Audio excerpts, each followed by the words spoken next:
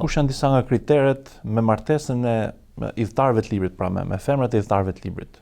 Dhe kriteri kryesor është ai që është vendosur në Kur'an. Femra me të cilën martohet një musliman duhet të jetë e ndershme dhe domethënë duhet të jetë, le të themi, besimtare në fenë e saj.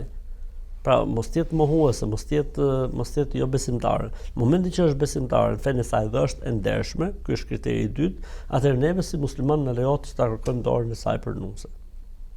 Dhe nuk është si më thënë, nuk është kusht apo nuk është e detyrueshme që ne ta detyrojmë atë të lëri fenë e saj. Ne mund ta ftojmë, ne mund t'ia ofrojmë, ne mund t'ia paraqesim normalisht, por jo që ta detyrojmë atë që të lëri fenë e saj që të martohet me ne.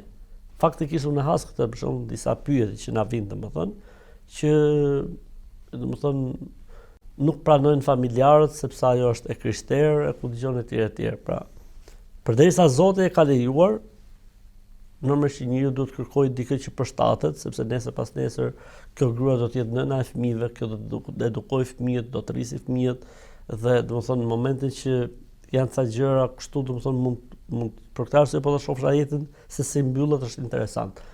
Por si kriter dhe si ligj, ky është ligji i Zotit. Pra ligji i Zotit e lejon.